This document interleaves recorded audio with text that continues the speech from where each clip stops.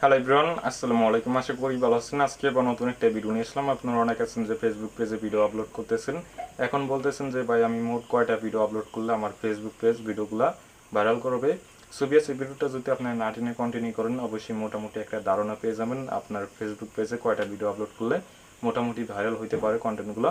যাই হোক সুবিয়াস, তাহলে এই ভিডিওটা শুরু করা যাক। অবশ্যই আপনাদের ফেসবুক পেজে ভিডিওগুলো ভাইরাল করার জন্য অবশ্যই আপনাদের মেনলি ফোকাস করতে হবে আপনার ট্যাগ, ডিসক্রিপশন, থাম্বনেল এইগুলা ঠিক আছে নি। আপনারা অনেকে আছেন যে ভিডিও আপলোড করেন, থাম্বনেল দেন, তারপর টাইটেলটা দেন, দেওয়ার পর নেক্সটে ক্লিক করে ভিডিওটা আপলোড করে দেন, তাহলে কিন্তু কখনোই ভিডিওগুলো ভাইরাল হবে না। কারণ অবশ্যই আপনার ট্যাগ দিতে হবে, ট্যাগ, ডিসক্রিপশন, থাম্বনেল এইগুলো 100তে 100 রাখতে হবে। তারপর যদি ভিডিও আপলোড করলেন, তারপর ভাবা যায় যে একটা ভিডিও ভাইরাল হবে এর ভিতরের থেকে।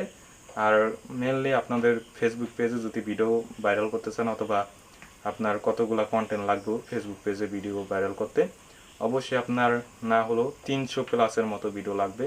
300 প্লাস যদি আপনার ফেসবুক পেজে ভিডিও থাকে, ওদিক থেকে কিন্তু যে কোনো একটা কন্টেন্ট অবশ্যই ভাইরাল হবে। কারণ যে 300 প্লাসের ভিডিওর ভিতরে একটা কন্টেন্ট তো আপনার অবশ্যই ইউনিক থাকবে, তারপর অবশ্যই কোয়ালিটিফুল কন্টেন্ট থাকবো। কারণ সব কন্টেন্ট তো একরকম হয় না, কিছু কন্টেন্ট অনেক ভালো হয়, আবার কিছু কন্টেন্ট একবারে খারাপ হয়। ওদিক থেকে একটা কন্টেন্ট অবশ্যই ভাইরাল হবে। আর মানুষের থেকে ভিডিও থেকে কন্টেন্টগুলো ইউনিক করা চেষ্টা করবেন, কারণ ইউনিক জিনিস কিন্তু মানুষ পছন্দ করে। যে কোনো জিনিসই আপনি যদি ইউটিউবে ভিডিও আপলোড করেন, ইউনিক জিনিস যদি আপনি দেন, তাহলে কিন্তু আপনার ভিডিওগুলো ভাইরাল হবে।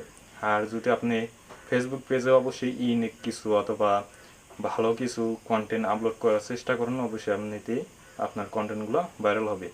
আশা করি মোটামুটি একটা ধারণা পেয়ে গেছেন। সো বিএস, আজকের ভিডিওটা এই পর্যন্ত ছিল, এবং এই ভিডিওটা শেষ পর্যন্ত দেখার জন্য অসংখ্য ধন্যবাদ তোমাদের।